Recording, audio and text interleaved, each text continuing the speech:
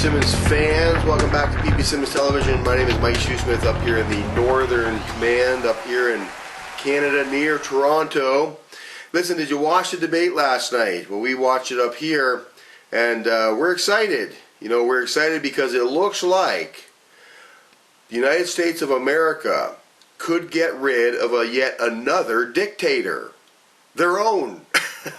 And we're excited up here in Canada too because you know, we need an economic boost as well, and we know that all of the world's economies, they're all hinged on what happens in the United States of America, the world's largest economy.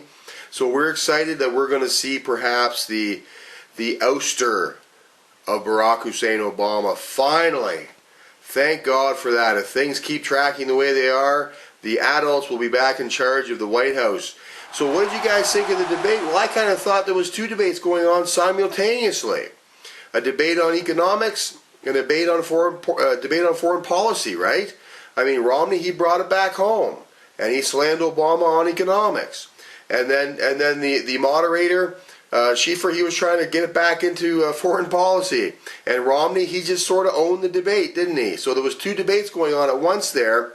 Now, I was a little disappointed when the issue of Benghazi came up and Mitt Romney didn't take the opportunity to call for Barack Obama to resign.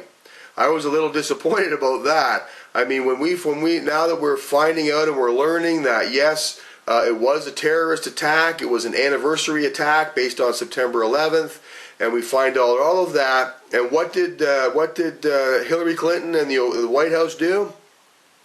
They blamed it on a video, on an American video. And it had nothing to do with that. Isn't that amazing? So Romney sort of dropped the ball in Benghazi. He could have really slammed it home there, but he just let it slide. Other than that, obviously it was very well done on his part. And here's something else that we were asked to do during the debate.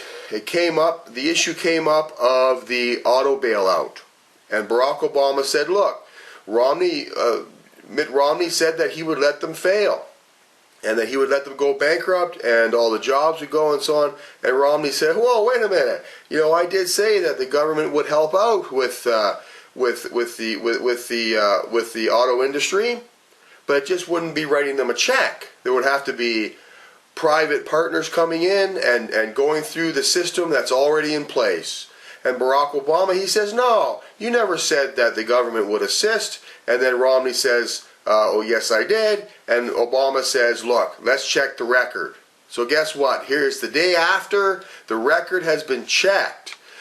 And the Daily Caller, they have a column on this, and it's a fact check column, and it says, now, they went back as far as 2008, and they said, look, Romney op-ed debunks Obama's auto bailout attack. And the text of a 2008 op-ed on the auto bailout by Republican nominee Mitt Romney debunks attacks by President Barack Obama, who accused Romney of changing his position during the third and final presidential debate on Monday night. Obama said, quote, "If we had taken your advice, Governor Romney, about our auto industry, we'd be buying cars from China instead of selling cars to China. But what we also have been able to do is position ourselves so we can start rebuilding America, and that's what my plan does," Obama said later. "Making sure that we're bringing manufacturing back to our shores so that we're creating jobs here, and we've done with the auto industry, not rewarding companies that are shipping jobs overseas." So that's an attack against Bain Capital, of course, etc., etc.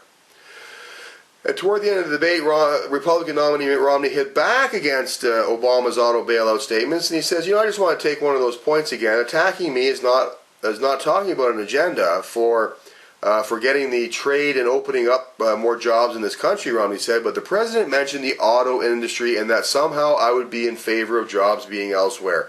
Nothing could be further from the truth." He says, "I'm a son of Detroit. I was born in Detroit, and my dad was the head of a car company," Romney said. "I like American cars, and I would do nothing to hurt the U.S. auto industry." And he says his plan was to get the industry on its feet when it was in real trouble, was not to start writing checks. It was President George W. Bush that wrote the first checks, and he disagreed with that, Romney said. And he did say these companies need to go through a managed bankruptcy, and in that process they can get government help. But Obama countered with that and said, look, you did not say that you would provide government help.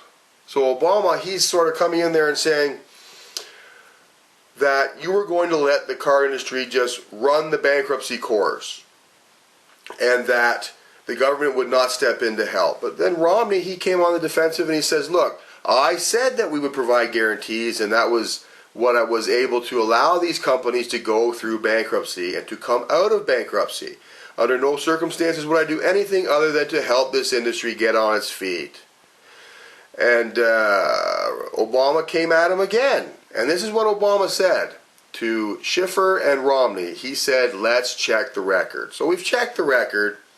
And so back in 2008, there was a Romney op-ed that ran in the New York Times under the headline, Let Detroit Go Bankrupt. It appears to support Romney's position. In the op-ed, Romney said he thought the government should play a role in handling a managed bankruptcy. He said, quote, the American auto industry is vital to our national interest as an employer and as a hub for manufacturing, Romney wrote in the op-ed.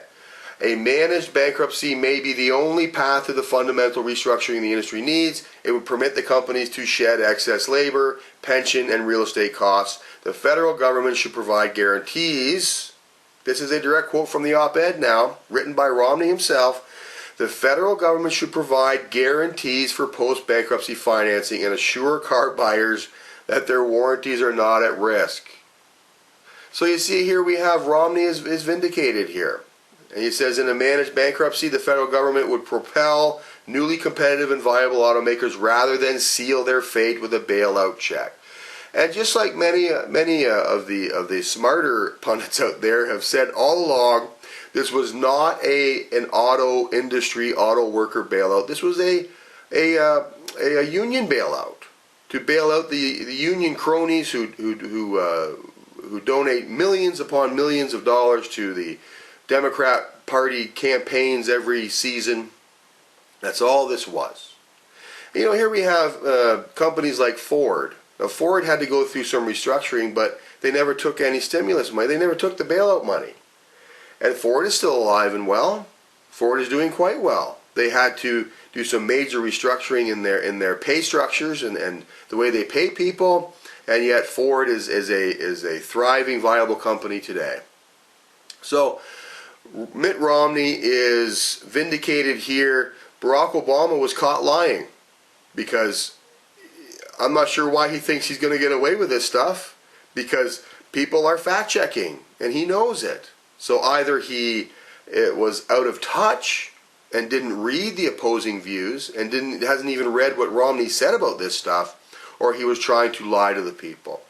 Either way, it looks like if things keep trending the way they are, in 2 weeks we will have the adults back in charge of the White House, and I personally predict that economies will immediately begin to surge upward and prosperity will return to the Western world. And so once again, thanks for watching the PP Simmons Television, and God bless you. We'll see you guys next time.